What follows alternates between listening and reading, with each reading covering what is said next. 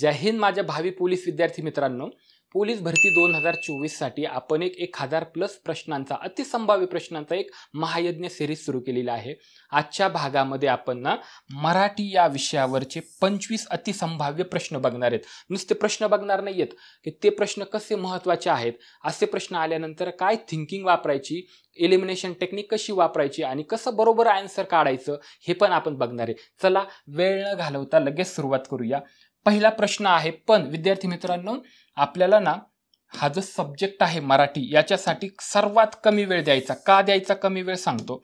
जर आपण इथं कमी वेळ जर दिला ना मराठीसाठी तर आपला खूप सारा वेळ वाचल आणि वेळ वाचला की तो वेळ आपल्याला गणित आणि बुद्धिमत्तेला वापरता येईल। म्हणून मराठीचा प्रश्न फक्त 15 सेकंदातच आपल्याला सोडवण्याची प्रॅक्टिस करायची। चला पहिला प्रश्न आहे, स्टार्ट। प्रश्न काय बघून घ्या व्यवस्थित। खालील शब्दांपैकी भाववाचक नाम ओळखा। पहिला ऑप्शन रमेश, दुसरा नदी, तिसरा माणुसकी आणि चौथा सुंदर। डन, भेटला आन्सर। बघूया बरोबर आहे का। आता बघा, भाववाचक नाम आपल्याला माहिती आहे नामाचे महत्त्वाचे ढोबळमानाने 3 प्रकार आहेत, सामान्य नाम, विशेष नाम आणि भाववाचक नाम। आता सामान्य नाम म्हणजे काय, विशेष नाम म्हणजे काय ते आपण कधीतरी नंतर बघू, जेव्हा असा क्वेश्चन त्याच्यावर येईल तेव्हा मी तुम्हाला ते इन डिटेल सांगणार आहे। पण भाववाचक नाम म्हणजे काय, तर या ठिकाणी ना 3च शब्द लक्षात ठेवायचे। एक म्हणजे गुणधर्म, दुसरं म्हणजे व्यक्तीच्या किंवा वस्तूची स्थिती, तिसरं म्हणजे व्यक्तीची किंवा वस्तूची सध्या त्याने केलेली एखादी क्रिया। कोणते 3 शब्द, क्रिया, स्थिती आणि गुणधर्म। आता सांगतो, गुणधर्म म्हणजे काय, एखाद्या व्यक्ती किंवा वस्तूच्या अंगी असलेला गुणधर्म। जसं एखादा माणूस असेल तर माणुसकी, प्राण्याच्या अंगी असलेली माणुसकी, चपळाई, बरोबर, हे काय झाले, चंचलता, हे झाले त्याचे गुणधर्म।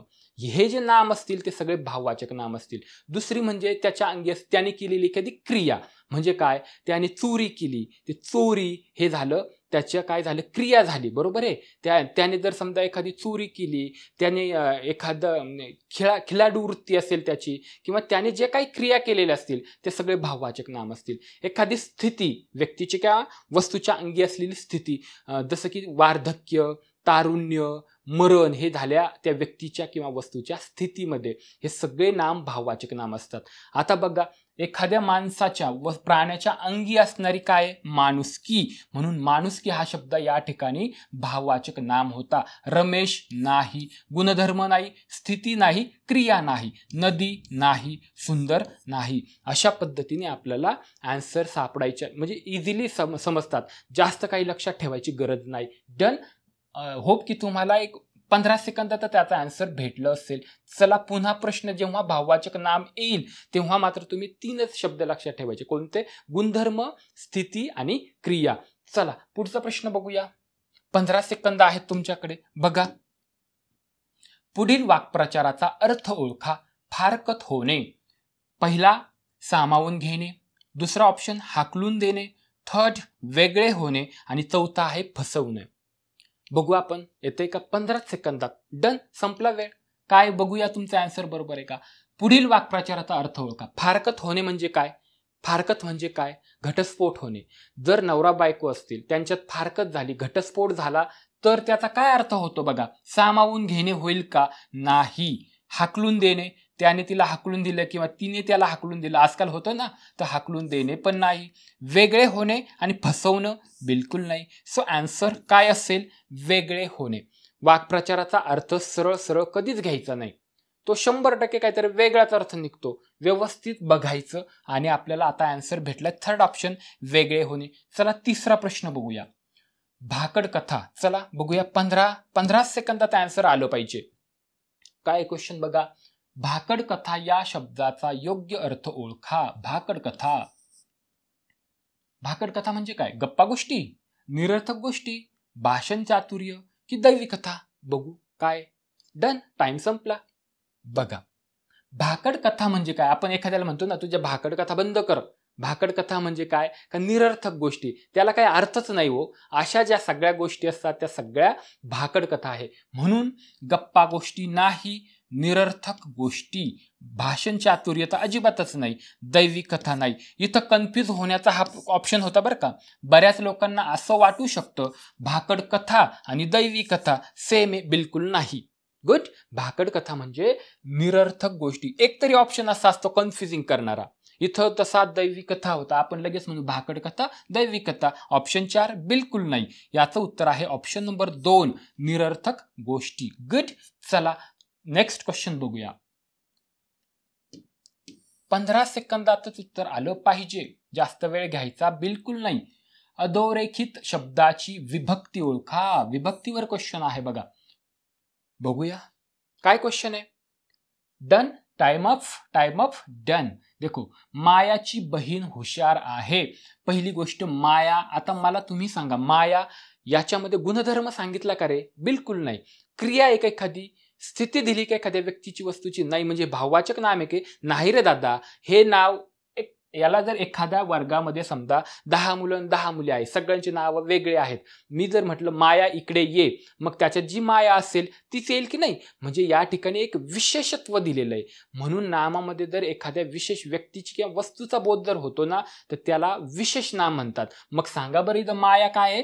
विशेष नाम आहे. गुड.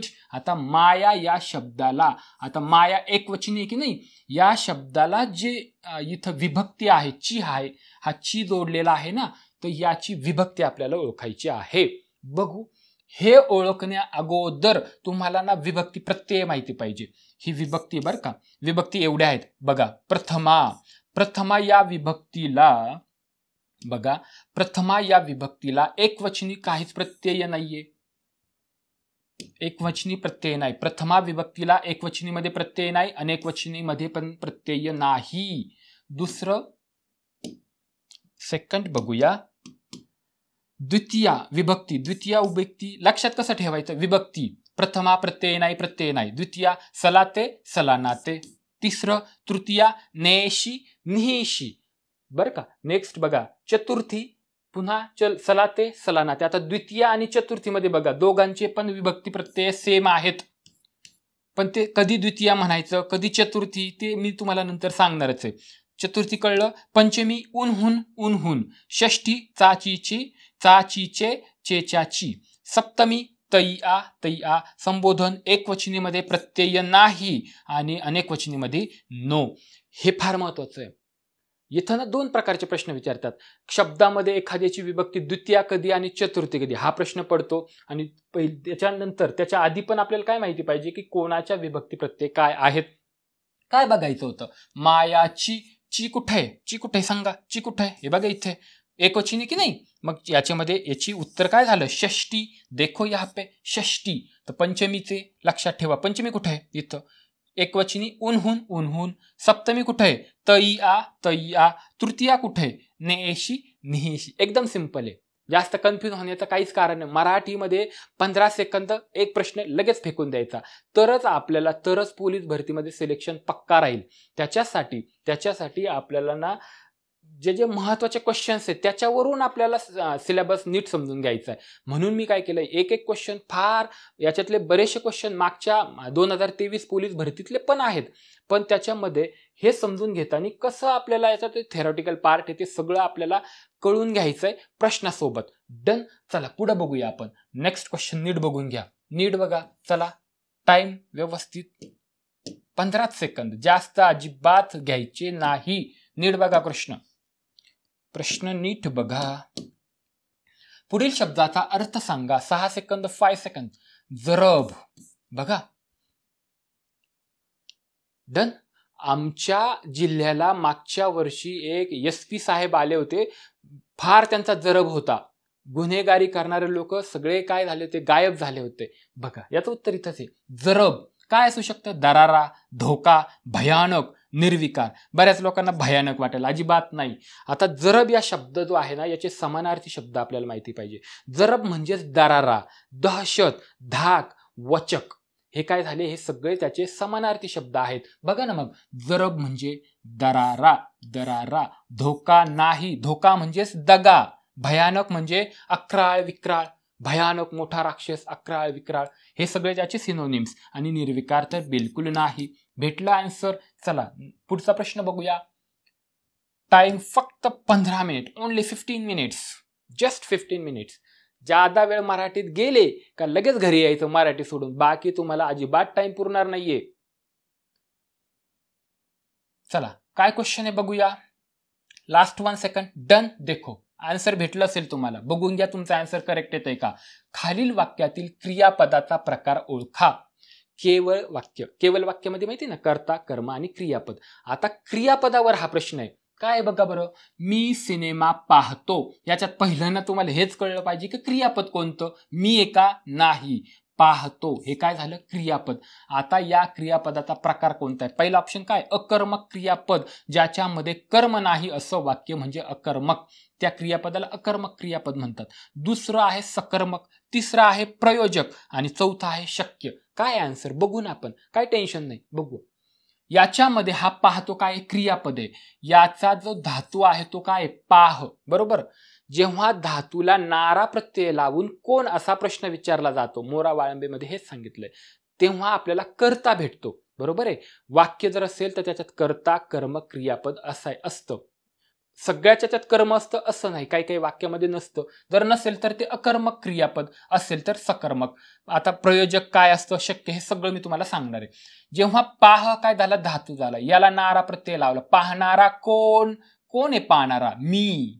बरोबर आहे. जो वाचतो तो मी. आता मी वाचतो तर मी काय झाला कर्ता झाला. आता पाहणारा कोण मी. कर्ता तर कळला मला. पण आता मला बघायचं का याच्यामध्ये कर्म आहे का. कर्म कसं शोधायचं वाक्यामध्ये. पाहणारा कोण कळलं कर्ता कळला. पाहण्याची क्रिया कोणावर घडली. बरोबर. कर्ता कोणावर तरी क्रिया करतो म्हणजेच तो कर्म. पाहण्याची क्रिया कोणावर घडली या सिनेमावर. मी मस्त हसत गेलं आणि सिनेमा पाहिला की नाही म्हणजे मी झालो कर्ता. सिनेमा हा झाला कर्म आणि पाहतो झाला क्रियापद. डन. कळलं. मग याच्यामध्ये काय झालं कर्म आहे. काहीच डोकं नाही लावायचं. सकर्मक हे उत्तर याचं आहे. डन. आता शक्य क्रियापद तुम्हाला सांगतो. जेव्हा जेव्हा ना क्रियापद बघायचं मला करविते, चढवतो, वतो असे शब्द येतात ना. व शब्द असतो त्याच्यात. चालवतो, बसवतो. मला आता चालवते, बसवते, पळवते. मी डोंगरावर आता म्हणजे चालवते. अशा पद्धतीने चालवते, खाववते, बसवते असे शब्द आले ना एखादी गोष्ट म्हणजे ती गोष्ट मला शक्य आहे आता असं जर त्याच्यातून बोध होतो ना त्या वाक्यात समजून घ्यायचं ऑटोमॅटिक शक्य क्रियापद आहे. प्रयोजक क्रियापद कधी असतं प्रयोजक. जेव्हा एखादी गोष्ट कर्त्याकडून करून घेतली जाते. म्हणजे जसं की आई बाळाला फिरवते. म्हणजे फिरवणारा कोण आहे आता बाळ आहे. बरोबर आहे. किंवा बाळा आहे तो. आता म्हणजे कर्ता जर बाळा असेल तर आईकडून ती गोष्ट घडते ना. कोणाकडून ती कर्त्याकडून ती कोणीतरी असं आहे त्याच्याकडून त्या कर्त्याकडून क्रिया घडवून घेतली जाते. असं जर असेल तर प्रयोजक. इन डिटेल मी सांगणार आहे. टेन्शन घेऊ नका. पण तुम्हाला एक सांगू का हे जर दोन असतील ना सकर्मक आणि अकर्मक शक्यता ना यांना याच्यातूनच प्रेफरन्स द्यायचा. कारण नाही का हे सगळे कुणी ना कुणी सकर्मक किंवा अकर्मक असणारे. पण हे देऊन जर अकर्मक आणि सकर्मक जर ऑप्शन असेल तर तुम्ही पक्का समजून टाकायचं 50% आन्सर लगेच बरोबर. हे दोन मध्ये जायचं नाही लवकर. आधी अकर्मक आहे का सकर्मक बघायचं. डन. आता या ठिकाणी काय आहे कर्म आहे ना. कोणतं आहे रे कर्म. हे काय इथं कर्म. हे सिनेमा आहे ना. म्हणून काय झालं याचं उत्तर झालं सकर्मक. गुड. चला आता आपण पुढचा प्रश्न बघूया. जास्त वेळ नाही द्यायचा. फक्त 15 सेकंद द्यायचे. चलो जी देखो. 7th number question. वाक्याचा प्रकार ओळखायचा. आता एकदम सोपं आहे. जो मेहनत करेल तोच यशस्वी होईल. म्हणजे ज्याला यशस्वी व्हायचंय त्याला मेहनत करावीच लागन, घासावीच लागन. आता बघू आपण. संपला टाइम. बघूया तुमचं उत्तर बरोबर येतंय का. चला बघा. या ठिकाणी ना हे वाक्य ओळखण्यासाठी तुम्हाला सांगतो. वाक्याचे सहसा 3 वाक्य आपल्याला माहितीच असतात. एक म्हणजे केवल वाक्य, दुसरं म्हणजे संयुक्त वाक्य आणि तिसरं म्हणजे मिश्र वाक्य. आता तुम्हाला सांगतो जेव्हा जेव्हा काहीतरी संकेतबोधक उभयान्वी अव्यय वापरलेलं असतं म्हणजे संकेत दिलेला असतो. जर तू माझ्याकडे आला तर मी तुझ्याकडे येईल. जर तू माझ्या घरी आज आला तर मी उद्या तुझ्या घरी येईल. जो तो असे जर संकेत दिलेले असतील तर समजून घ्यायचं याच्यामध्ये संकेतबोधक उभयान्वयी अव्यय वापरलंय आणि ते मिश्र वाक्य आहे. बघा. जो मेहनत करेल तोच यशस्वी होईल. तो काहीच डोकं नाही लावायचं. मिश्र वाक्य. डन आहे ना. केवल वाक्य सांगतो तुम्हाला. आता जे बघितलं होतं ना मी सिनेमा पाहतो हे केवल वाक्य आहे. फक्त कर्ता कर्म क्रियापद एवढं सरळ वाक्य असेल तर केवल वाक्य. बरोबर. मी शाळेत जातो, मी कॉलेजला जातो हे सगळे काय झाले केवल वाक्य झाले. गुड. चलो आता पुढे बघा, उद्गारार्थी वाक्य काहीच नाही, अबब असे जे उद्गार, पहिली गोष्ट ना याच्यामध्ये उद्गारार्थी वाक्यामध्ये ना ते चिन्ह, उद्गारार्थी चिन्ह दिलेले पाहिजेत, बरोबर. अबब किती भयानक मोठा साप आहे हा, असे शब्द ऑटोमॅटिक वाचल्यानंतर आपल्याला लगेच कळतं उद्गारार्थी वाक्य आहे. एवढं काही इथं दिसत नाही, याच्यातून काही कळतच नाही, असं त्याच्यातून काही भावना प्रकट होतात का, नाही होत. दुसरी गोष्ट, उद्गारार्थी चिन्ह दिलंय का, नाही दिलं. कशाला डोंबलं इकडं खाली जाता, वरतीच आपल्याला कळतं, जो तो मिश्र वाक्य. गुड. चला पुढचा प्रश्न बघूया. Only 15 seconds. खालील शब्दाचा समास ओळखा. याच्यावर नेहमी प्रश्न असतो बरं का समासावर. बघा, चक्रपाणी, कर्मधारय समास, समाहार समास, अव्ययीभाव समास, बहुव्रीही समास. गुड. भेटला आन्सर. आपल्याला माहिती ना, समास सोडत असताना 2 पद, पहिलं पदाला म्हणजे पहिलं पद महत्वाचं का दुसरं पद, कोणतं गौण आहे, हे सगळं आपण समासात बघणारच आहे. असे जर प्रश्न आले तर तुम्हाला थोडंफार आयडिया असली पाहिजे.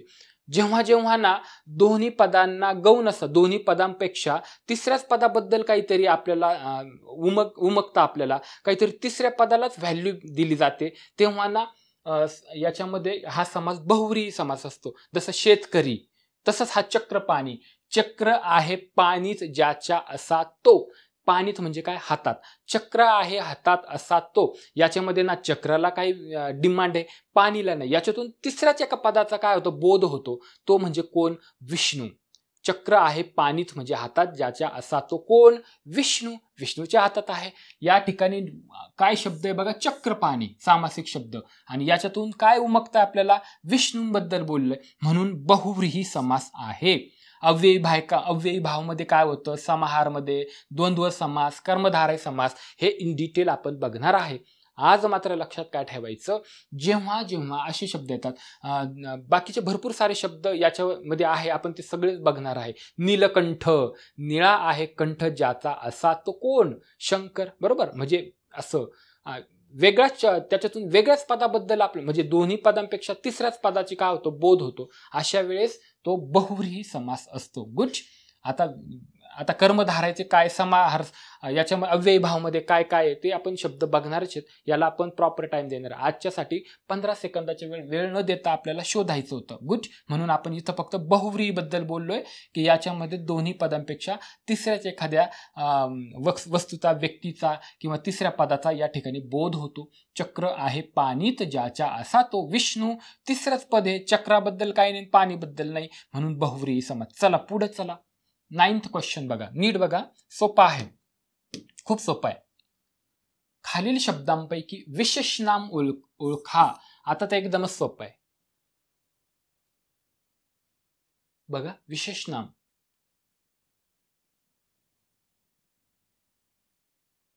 बघा, विशेष नाम आणि सामान्य नाम याच्याबद्दल मी बोलणार आहे तुम्हाला.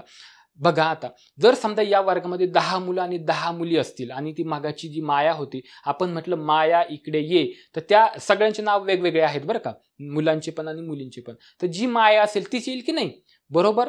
म्हणजे काय होतं, एखाद्या जातीचा बोध न होता त्या जातीतील एखाद्या विशेष व्यक्तीचा किंवा वस्तूचा जेव्हा बोध होतो ना, तेव्हा त्याला विशेष नाम म्हणतात. समजा रमेश, कोण आहे रमेश, उभा राहा. वर्गात जेव्हा विचारलं रमेश कोण आहे, उभा राहा रे, तो रमेशच उभा राहतो. का सगळे मुलं उभे राहतात, सगळे उभे राहिले, मी म्हटलं मुलांनी उभा राहा, तर सगळे जेवढे मुलं आहेत असतील तर तेवढेच उभे राहतील की नाही, मुलींनी उभा राहतात, मुली जेवढ्या त्या उभ्या राहतील. आता याच्यातून एका व्यक्तीची किंवा वस्तूचा या ठिकाणी बोध होत नाही, म्हणजे एखाद्या व्यक्ती किंवा वस्तूबद्दल आपण विशेषत्वाने बोलत नाही, तेव्हा ते सामान्य नाम असतं. जेव्हा एखाद्या जातीचा आपण बोध न होता, म्हणजे जातीचा बद्दल न बोलता त्या जातीतील एखाद्या व्यक्तीचा किंवा वस्तूचा आपल्याला त्या नामाने जर बोध होतो तर त्याला विशेष नाम म्हणतात. जसं की नदी. नदी येईल का रे, नदी म्हटल्यानंतर बघा, नदी कोणती पण, गंगा, गोदावरी, कावेरी, नर्मदा, सरस्वती, काही कळत नाही, पण गंगा नदी म्हटलं तर आपल्याला लगेच कळतं, गोदावरी म्हटलं लगेच आपल्याला कळतं, बरोबर की नाही. म्हणजे ते झालं विशेष नाम, पण नदी झालं सामान्य नाम. पुस्तक येईल का, कोणतं पुस्तक, काय कळत नाही. आता उदारता आठवा, गुणधर्म, क्रिया आणि स्थिती. तर इथं उदारता काय, एखाद्या माणसाची काय असते, गुणधर्म असतो, उदारता. म्हणून हे काय नाव आहे सांगा रे, भाववाचक नाम, बरोबर. आता राहिलेलं काय, सचिन. गुड. हे काय झालं, विशेष नाम झालं. सोपं होतं ना. चला पुढचं बघूया आपण. फक्त 15 सेकंद, जस्ट 15 मिनिट्स, जास्त वेळ द्यायचा नाही. खालीलपैकी योग्य जोडी ओळखा. जोड्या लावायच्यात. चला बघूया.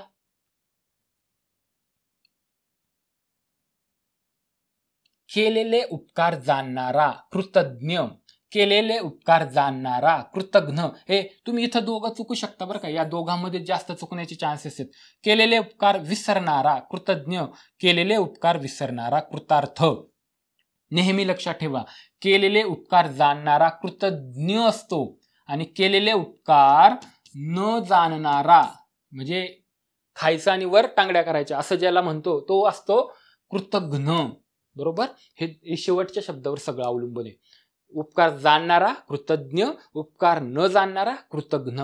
सोपं होतं ना. चला पुढचा बघूया काय आन्सर आहे. आता योग्य जोडी ओळखा. ही जोडी बरोबर परफेक्ट आहे. चलो जी देखेंगे नेक्स्ट क्वेश्चन. 15 सेकंद. मिनिटं नाही, 15 मिनिटात तर सगळं मराठी संपवायचं आहे आपल्याला. जेव्हा पोलीस भरतीचे प्रश्न येतील 25, पहिल्या 15 मिनिटांमध्येच मराठी संपवायचं. बाकीचा सगळा वेळ आपल्याला बाकीकडेच द्यायचा आहे. चला खालील वाक्याचा काळ ओळखा. आता हा काळ ओळखायचा आपल्याला. वर्तमान काळ, भूतकाळ, भविष्यकाळ. डन. टाइम संपलाय. बघूया. मी रस्त्याने जात असेन. लगेच कळतं अरे वा 100% लय सोपं आहे. भविष्यकाळ. पण काय प्रॉब्लेम झाला बघा. इथं भविष्यकाळ, इथं भविष्यकाळ, भविष्यकाळ, भविष्यकाळ. म्हणजे ना त्यांनी एका वाक्याचं आता असं जर केलं असतं ना वर्तमान काळ भूतकाळ तुम्ही पटकन ओळखलं असतं. आता भविष्यकाळामध्ये उपप्रकार शोधावे लागतील. मी रस्त्याने जात असेन हे काय उत्तर याचं. तर याचं उत्तर हे बघा अपूर्ण भविष्यकाळ. आता तुम्ही म्हणाल हे का नाही हे का नाही सांगतो. जर समजा मी रस्त्याने जाईन असतं तर साधा भविष्यकाळ. मी रस्त्याने जाईन. जाईन म्हणजे भविष्याबद्दल पुढचं वाक्य आहे ना, भविष्य काळातलं आहे म्हणून मी रस्त्याने जाईन. हे जर असतं ना तर मी रस्त्याने जाईन तर साधा भविष्यकाळ. मी रस्त्याने जात असेन हे झालं अपूर्ण भविष्यकाळ. पूर्ण भविष्यकाळ मी रस्त्यानं गेलो असेन. आजच मी सांगतो मी त्या रस्त्याने गेलो असेल म्हणजे पूर्ण केलेलं असेल पूर्ण भविष्यकाळ. आणि रीती बऱ्याचदा इथं प्रश्न विचारतात. रीती म्हणजे काय. मी रस्त्याने जात असेन. बरोबर. म्हणजे मी त्या रस्त्याने नेहमीची जी क्रिया असेल मी त्या रस्त्याने जात असेल. बरोबर. असं जर सांगितलं म्हणजे सॉरी मी त्या रस्त्याने जाईन. जात असेल नाही जात जाईल असं जर काय असेल म्हणजे नेहमीची क्रिया सांगितली जाईल. बरोबर. तेव्हा मात्र रीती भविष्यकाळ म्हणायचं. आता इथं कन्फ्युजन होता. जात असेल. मी पण थोडंसं कन्फ्युज कसं झालं बघा.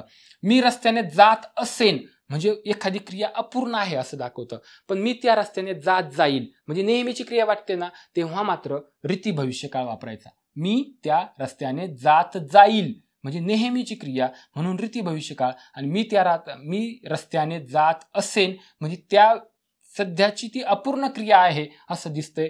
सगळे भविष्यकाळ आहेत म्हणून भविष्यकाळ. आणि इथं काय झालं या ठिकाणी मात्र अपूर्ण झाला. पण शब्द जर वेगळा आला असता मी रस्त्याने जात जाईल. बरोबर. म्हणजे नेहमीची वाटते ना ती क्रिया. नेहमी जात जाईल. मी त्या रस्त्याने जात जाईल असं जर जेव्हा नेहमीची क्रिया वाटते तेव्हा मात्र रीती भविष्यकाळ म्हणायचं. तसंच रीती वर्तमान काळ रीती भूतकाळ पण आहे ते पण आपण बघणार आहे. चला पुढचा प्रश्न नीट बघा. Only 15 seconds. खालीलपैकी शुद्ध शब्द ओळखा. एकदमच चिरकुट क्वेश्चन आहे. एकदम नॉर्मल आहे. बघू कोणता शब्द बरोबर आहे. 100% प्रश्न असणार आहे. 101 100 नाही +1 101% एक तरी तुम्हाला अशुद्ध शब्द बघायला भेटणारच. एक तरी क्वेश्चन याच्यावर पडतोच. चला तात्पर्य हा शब्द कसा आहे. हे काय तात्पर्य अजिबात नाही. तात्पर्य नाही. इथं दोघांमध्ये कन्फ्युज व्हायला सगळ्यात सिली मिस्टेक्स कुठे होतात आपल्या बघण्याचा. आपण एक बघतो विचार एक करतो आणि पटकन टिक करून देतो. तसं नाही करायचं. नीट बघा. तात्पर्य आणि तात्पर्य प आधी घेतला म्हणून हे चुकलं. आन्सर आहे तात्पर्य. गुड. चलो संधी सोडवा. संधीवर प्रश्न आहे बघा बरं. सोडवा. अरुणाचल. या अरुणाचल शब्दाची संधी काय विग्रह कसा येईल. अरु अधिक आचल, अरुण अधिक अचल, अरुणा अधिक अचल, अरुणा अधिक आचल. 1 सेकंड. डन. आन्सर भेटलं. काय भेटलं काय सांगा. एक हे नाही. याचा आन्सर आहे अरुण अधिक अचल. कसं सांगतो कसं नीट बघा. आता हे जे अरुणाचल शब्द आहे ना इथं बघा पहिल्या शब्दामध्ये न आहे. न बरोबर प्लस शेवटी स्वर काय आला अ आला. बरोबर ना अ आला. आणि दुसरं बघा याच्यामधला पण पहिला इथं बघा अचल या शब्दातलं पहिलं अक्षर काय आहे? अच आहे. अचल म्हणजे हा पण स्वर आणि हा पण स्वर कोणता? इकडे बघा, हा पण स्वर झाला कोणता? न नंतरचा अ. हा पण अक्षर काय झाला? स्वर झाला आणि अचलचा अ, म्हणून याला म्हणायचं स्वरसंधी. आणि स्वरसंधीमध्ये आपण काय शिकलो? जर अ आणि अ असेल तर यांच्यापासून काय होतं? आ, बरोबर. म्हणून अरुण अचल म्हणून अरुणाचल. करेक्ट. याला म्हणतात स्वरसंधी. इन डिटेल पाहणार आहे आपण. सध्या आपल्याला थोडं माहिती असलं पाहिजे कसं प्रश्न टॅकल करायचा, कसं पटकन पुढे जायचं. 15 सेकंदाची वेळ द्यायचं नाहीये. जेव्हा मी संधी शिकवल तेव्हा हे तुम्हाला इन डिटेल शिकवल. चला पुढचा प्रश्न बघा, 14 नंबर. नीट बघा, ओनली 15 सेकंदातच. पुढील वाक्प्रचाराचा अर्थ ओळखा. वाक्प्रचार म्हटलं ना रे, वाक्प्रचार म्हटलं ना जरा काळजी घ्या. सरळ सरळ अर्थ नसतात. वाक्प्रचार म्हटलं का घोळ होणार. हातावर तुरी देणे. संपला टाइम. बघा, हातावर तुरी देणे, पोट भरून खाणे का? काय म्हणजे याचा काहीच नाही. सरळ सरळ शब्द आले ना, सरळ सरळ वाक्य असेल का समजूनच घ्यायचं की हे नाहीये त्याचा आन्सर. हात पोट भरून खाणे अजिबात नाही रे. हात ओला करणे काय संबंध आहे? नाही. तुरीची भाजी शिजवणे याचा काय संबंध आहे? नाही. न म्हणजे मला उत्तर माहिती नसेल तरी आपलं ऑटोमॅटिक कळतं का? पाय लक्षात ठेवायचं, वाक्प्रचाराचे कधीच सरळ सरळ अर्थ नसते. बरोबर. बघा, कान फुंकणे. बरोबर, त्याने तिचे कान फुंकले म्हणजे काय? जाय कान धरला आणि फुंकला का? मग तू डॉक्टरकडे गेला, डॉक्टर काय म्हणतील तू काय करीत होता? असं नाही. कान फुंकणेचा वाक्प्रचाराचा वेगळा अर्थ होता. आता इथं सध्या सांगतो तुम्हाला, हातावर तुरी देणे म्हणजे काय? काय एखाद्याला फसवून सुटका करून घेणे. बरोबर ना? कळलं? सरळ सरळ अर्थ कधीच घ्यायचा नाही. चला पुढचा प्रश्न बघूया. द्राविडी प्राणायाम. बघा, लगेच योगा वगैरे समजू नका. वाक्प्रचारात वेगवेगळेच अर्थ निघतात. द्राविडी प्राणायाम या शब्दाचा अर्थ ओळखा. पहिला, योगाभ्यास करणे, केवळ देखावा करणे, साध्या बाबीमध्ये गुंतागुंत करणे, मोठी चूक करणे. पहिली गोष्ट, सरळ सरळ अर्थ घ्यायचा अजिबात नाही. म्हणून द्राविडी प्राणायाम योगाभ्यास करणे अजिबात नाही. बघा, द्राविडी प्राणायाम केवळ देखावा करणे काय संबंध वाटतो का? मोठी चूक करणे. बघा, द्राविडी प्राणायाम म्हणजे काय? की जी गोष्ट सरळ साधी आहे ना त्याच्यासाठी उगाच खलबत करीत बसणे. जी सरळ सोपी गोष्ट आहे ना त्याच्यामध्ये गुंतागुंत करीत बसणे. बरोबर. जी गोष्ट सरळ आहे त्याच्यासाठी काहीतरी उगाच एरझाऱ्या मारायच्या, म्हणजे त्याला म्हणतात द्राविडी प्राणायाम करणे. या ठिकाणी परफेक्ट हे वाक्य बसतं, साध्या बाबींमध्ये गुंतागुंत करणे. बरोबर. डन. अशा पद्धतीने द्राविडी प्राणायामचा नीट लक्षात ठेवा. हे मोठी चूक करणे वगैरे काही नाही. फक्त साध्या बाबींमध्ये ना उगाच खलबत करीत बसायचं. जी सरळ सरळ गोष्ट आहे त्याच्यामध्ये आणखी गुंतागुंत करून ठेवायची, त्याला द्राविडी प्राणायाम म्हणतात. चला पुढे 16 नंबर क्वेश्चन. नीट बघा. पगार या शब्दाचा समानार्थी शब्द कोणता?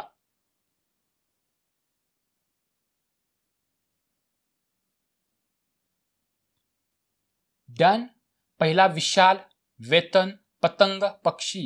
सोपं होतं. वेतन. करेक्ट.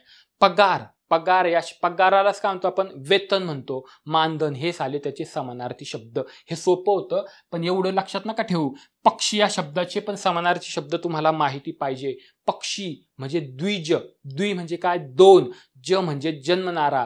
पक्षी दोनदा जन्मतो. ब्राह्मण याला पण काय म्हणतो आपण? द्विज म्हणतो. आपले दात पण काय आहेत? द्विज आहेत.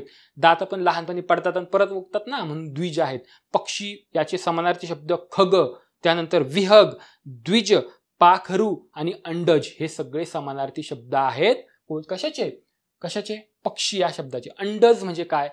अंड्यापासून जे जन्मतात त्याला अंडज म्हणतात. पक्षी जन्मतात ना, हो की नाही? जा ना, बघा ना जंगलात जाऊन. जंगलात नाही कुठेतरी डोकं घालून बघायचं, त्याच्यात खोपट्यामध्ये कळलं ना तुम्हाला. तर सगळे कधी कधी काय होतं माहिती का? आज आपल्याला विचारलं पगार या शब्दाचा समानार्थी, आणि इथं ऑप्शन दिला ना, ऑप्शनवरून पण शिकायचं का पक्षीच का घेतलं, हो की नाही? मग पक्षी या शब्दाचे पण समानार्थी लक्षात ठेवा. अंडज आहे, पाखरू आहे, विहग आहे, द्विज आहे, खग आहे. बरोबर. हे पण लक्षात ठेवायचा. याच्यातून आपल्याला 2 गोष्टी समजल्या. चला पुढचा प्रश्न बघूया. फक्त 15 सेकंद. दुःख या शब्दाचा विरुद्धार्थी शब्द. हो सर, इतका सोपं कशाला विचारला, पण बाकीचे पण विचारणार मी. दुःख या शब्दाचा विरुद्धार्थी शब्द कोणता? समानार्थी नाही. इथं घोळ होतो हा बऱ्याचदा. आपण जातो नीट पाहत नाही, समानार्थी टिक करून येतो. बाहेर आल्यावर इतकं सोपं होतं. दुःख एवढं सोपं? असं नका करू. दुःख या शब्दाचा आनंद दुःख आहे ना, सोपंच होता. मग मंद, मंद या शब्दाचा सांगा बरं. ते फार मंद आहे बरोबर, तो फार चपळ आहे. हे काय झाले? विरुद्धार्थी शब्द झाले. आता मला सांगा, मंदचं कळलं तुम्हाला. तीक्ष्ण, सुई कशी असते? तीक्ष्ण. आणि एकदम बोथट, त्याच्या अपोजिट काय झालं? विरुद्धार्थी बोथट. डन. दोघं पण कळले ना? चला पुढचा प्रश्न बघूया. खंड पडणे. चला रे 15 सेकंद. खंड पडणे या वाक्प्रचाराचा अर्थ काय आहे? पूर्ण होणे, 3 तुकडे होणे, अपुरे राहणे, खाली पडणे. Very good. एवढाच वेळ द्यायचा. 15 सेकंदाच्या पुढे जर गेले का तुमचं मग अवघड होईल. कारण तुम्ही मग गणितातच वेळ वाया जाईल, बुद्धिमत्तेला तर आणखीन जाईल, GS-GK तर तुमचा मग विषयच मिटला. मराठी पहिलाच घ्या, सोपा असतो विषय, आणि पहिला घेतला की पटपट पटपट सॉल्व्ह करायचे. 15 सेकंदाच्या पुढे द्यायचाच नाही. चला बघूया. खंड पडला. आपण नाही म्हणतो मी जे काम करतो. आता पहिली गोष्ट आहे, इकडे लक्ष द्या. वाक्प्रचार आला का लगेच अलर्ट व्हायचं का? सरळ सरळ शब्द नाही. खंड पडला म्हणजे काय? मी अभ्यास करत होतो पण 4-5 दिवस झाले खंड पडला म्हणजे काय झालं? मला जे दिला होता तो टास्क दिला होता, जे काम सांगितलं होतं, खंड पडला म्हणजे ते काय अपुरं राहिले, अजून काय ते पूर्ण झालेलं नाही, मध्येच काहीतरी विघ्न आलेत. पूर्ण होणे नाही ना रे. 3 तुकडे होणे, 2 का नाही होणे? नाही. खाली पडणे अजिबात नाही. अपुरे राहणे. कळलं का? चला पुढचा प्रश्न. 4 रस्ते एकत्र येतात ते ठिकाण. चलो जी देखो अब. 4 रस्ते एकत्र येतात ते आणि 3 रस्ते एकत्र येतात ते. कन्फ्यूज होऊ नका. चलो चलो चलो चलो. 4 3 2 1 डन. देखो 4 रस्ते एकत्र येतात ते ठिकाण कोणते? गाव आहे का? अजिबात नाही. चौक आणि वेस? अजिबात नाही. तुम्हाला इथंच प्रश्न पडला, तिठा घेऊ काय वेगळं काहीतरी? नाही. 4 चौक, तिठा, 3 रस्ते एकत्र येतात ते ठिकाण म्हणजे तिठा. 4 एकत्र येतात त्याला म्हणतात चौक. बरोबर. आणि आपल्या गावाची जी एंट्री पॉइंट आहे, जिथून प्रवेश करण्याचं जे मुख्य ठिकाण आहे, त्याला काय म्हणतात? आपण वेस म्हणतो. आहे ना? सगळे तुम्हाला सगळे ऑप्शन सांगितले. चला पुढचं घ्या रे. गणेशचे अक्षर. गणेशचे घ्या नाही तर तुमचं घ्या. गणेशचे अक्षर सुंदर आहे या वाक्यातील विशेषण कोणते आहे? बघा, या वाक्यातलं विशेषण शोधायचंय. Done done done. बघा सरळ येणारे. गणेशचे अक्षर सुंदर आहे. आहे काय होतं? आत्ताच पाहिलं ना 2-4 क्वेश्चन पूर्वी. शेवट आहे, क्रियापदे. मग यांनी विशेषण विचारला, मग इथं प्रश्न गेला ना. इलिमिनेशन टेक्निक वापरायची, लय टेन्शन नाही घ्यायचं. आहे गेला, 3 पैकी 1 ही. 33.33% आता आपला आन्सर बरोबरच येणार आहे. मग बघू 33.33 मध्ये काय काय काय काय होणार आहे बघू. विशेषण म्हणजे काय? एखाद्या नामाबद्दल विशेष माहिती सांगणाऱ्या शब्दाला आणि त्या नामाची व्याप्ती मर्यादित करणाऱ्या शब्दाला विशेषण म्हणतो की नाही आपण? समजा तो दगड इकडे दे. आता तर दगडाचा प्रश्न झाला. किती दगड इथं पडलेले? सगळे दगडच पडलेत. पण तो काळा दगड इकडे दे असं जर म्हटलं तर मग थोडं मर्यादित होतं का नाही? मग पांढरे दगड सोडून द्या. काळ्यामधला एक काळा सापडला, आणून दिला. बरोबर की नाही? काळा काय झाला? मर्यादित केला ना त्या नामाला. मग त्याला म्हणायचं विशेषण. बघा या ठिकाणी गणेशचे अक्षर सुंदर आहे. गणेश काय इथं? गणेश विशेषण आहे का रे? अजिबात नाही. गणेश आत्ता सांगितलं ना विशेष नाम आहे. जातीचा बोध नाही होत. जातीमधील एका विशेष व्यक्तीचा, वस्तूचा बोध हो राहिलाय. मुलांमधलाच आहे, मुलींमधला नाही गणेश. मुलांमधलाच एक व्यक्ती गणेशचा बोध झाला इथं. हे काय झालं? विशेष नाम झालं. गणेश उडवा इथून. आता 50% चान्स राहिलाय दोन्हीमध्ये. सांगा आता अक्षर की सुंदर? बघा ना अक्षर. हे काय झाले? अक्षर हे नाम, हे नाव. बरोबर आहे की नाही? ते एक नाम आहे, नाव आहे. आता त्या नामामध्ये बघा कसं आहे अक्षर? सुंदर अक्षर आहे. भंगार नाही, सुंदर अक्षर. म्हणून सुंदर हे झालं त्याचं. सुंदर काय झालं त्याचं? विशेषण झालं. डन. सोपं आहे ना? चला पुढे बघूया. 21. 15 सेकंद जस्ट. राजाला मुकुट शोभतो. लय भारी या. राजाला मुकुट शोभतो या वाक्यातील कर्ता कोण आहे? कर्ता सांगितलं अगोदर मी. कर्ता ओळखायचा आहे. डन. चुकणारे लक्ष देऊन बघा. बऱ्याचदा विचारलाय आणि महत्वाचा क्वेश्चन आहे. डन. बघा कर्ता शोधायचं असेल तर काय करायचं, क्रियापद बघा, त्याच्यातला धातू कोण आहे, शोभ, त्याला नारा प्रत्यय लावा आणि कोण असं विचारायचं. मग बघा, शोभणारा कोण, राजा शोभतोय का मुकुट शोभतोय, म्हणून शोभणारा कोण, मुकुट, म्हणून त्याचं काय आहे, कर्ता कोण आहे, मुकुट आहे. हे शोभतो काय रे, करताय का, तो क्रियापद आहे ना, गेलं ना हे. एक मिनिट बघा, आता मला नाही माहिती याच्यातलं काय उत्तर, मला नाही माहिती. बघा, राजाला मुकुट शोभतो या वाक्यातील कर्ता शोधा. आता शोभतो काय झालं, क्रियापद, एवढं तर कळलं ना, एवढं तर डोकं आहे ना आपल्याला. मग हे तर शोभतो तर नाहीये, बरोबर आहे की नाही. कर्त्याशिवाय विचारलं का, हे कर्त्याशिवाय दिलं का एवढं सगळं, या वाक्यात कर्ताच नाही असं द्या सोडून. मग राजा एका मुकुट आहे, इथं ना बऱ्याचदा चुका होणार आहेत, लय बरेचसे पोरं इथं चुकणार आहेत. राजाच बऱ्याचदा राजा वाटेल, नाही, शोभणारा कोण, मुकुट का राजा, शोभणारा, राजाला मुकुट शोभतोय, शोभणारा कोण, मुकुट, म्हणून मुकुट हे झालं या वाक्याचं कर्ता. डन. चलो जी, देखेंगे नेक्स्ट क्वेश्चन 22. अरविंद, राजीव, पद्म या शब्दांचा समानार्थी शब्द, नॉट विरोधार्थी, नॉट अपोजिट, बरोबर, सिनोनिम शोधायचा आहे, समानार्थी शब्द. बघा, अमृत, गुलाब, कमळ, चंद्र, सांगा काय. डन. बघा, पहिलं अमृत या शब्दाचा सिनोनिम्स, अमृत या शब्दाचे समानार्थी शब्द तुम्हाला माहिती पाहिजे. अमृत, सुधा, पियुष हे शब्द काय आहेत, समानार्थी शब्द आहेत. कळलं का, आहे का इथं अमृत, सुधा, पियुष नाहीये, यांनी हे विचारलंय ना, म्हणून अमृत उत्तर नाही. त्यानंतर तुम्हाला चंद्र या शब्दाचे पण महत्वाचं आहे. चंद्र या शब्दाचे समानार्थी शब्द, चंद्र, इंदू, सुधाकर, हिमांशू, शशी आणि रजनीनाथ. परत एकदा, चंद्र, इंदू, सुधाकर, शशी, रजनीनाथ हे सगळे, हिमांशू वगैरे हे सगळे काय आहेत, चंद्र या शब्दाचे काय आहेत, समानार्थी शब्द आहेत. मग मात्र या दोघांमध्ये बघा, बऱ्याचदा कमळवर प्रश्न विचारलेला आहे. अरविंद, राजीव, पद्म, कमळ हे सगळे काय आहेत, समानार्थी शब्द आहेत. कमळ, राजीव, अंबुज, पंकज, ज शब्द लक्षात ठेवा, अंबुज, पंकज, सरोज, कमळ, पद्म हे सगळे काय आहेत, समानार्थी शब्द आहेत. शेवटी ज आला ना, लगेच ओळखून घ्यायचं, पंकज, सरोज, अंबुज हे सगळे काय आहेत, कमळ या शब्दाचे काय आहेत, समानार्थी शब्द आहेत.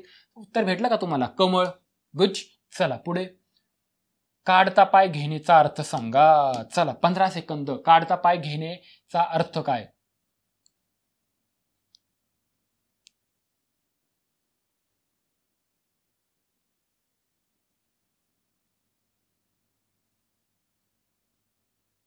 डन. चला बघा, काढता पाय घेण्याचा अर्थ काय, निघून जाणे, चिडचिड करणे, अपंग होणे, दुर्लक्ष होणे. काय वाटतं बघा, रमेश रावांनी 15 मिनिटाचं लेक्चर दिलं आणि जेव्हा 15 मिनिटानंतर त्यांना कळलं का या ठिकाणी आपण एवढं बोलण्याचा काही अर्थ झाला नाही, शेवटी हे काम आता मलाच करावं लागतं का काय, असं त्यांच्या जेव्हा लक्षात आलं तेव्हा त्यांनी काढता पाय घेतला.